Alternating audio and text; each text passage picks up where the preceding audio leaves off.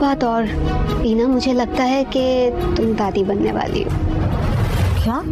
میری بہو کی طرح ان کی بہو اس گھر سے خالی ہاتھ رخصت نہیں ہوئی۔ یہی تو میں پوچھ رہی ہوں۔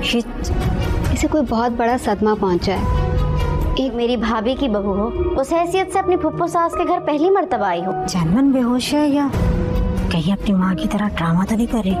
ابھی تو جینون ہی ہے۔ اور اپنی ساس کو جا کے بتانا کہ ان کی نند نے ان کی بہو کا مان رکھا ہے، شگن کے پیسے ہیں، رکھو۔ شکریہ۔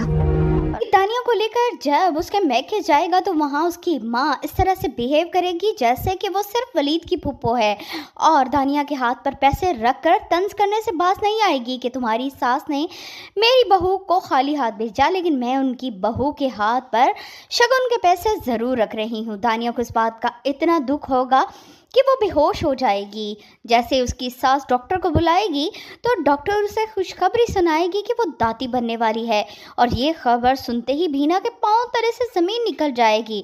اسے لگے گا کہ اس چالاک لڑکی نے اس کے بیٹے کو مٹھی میں کر لیا، کیونکہ وہ تو ایسا بالکل بھی نہیں چاہتی تھی۔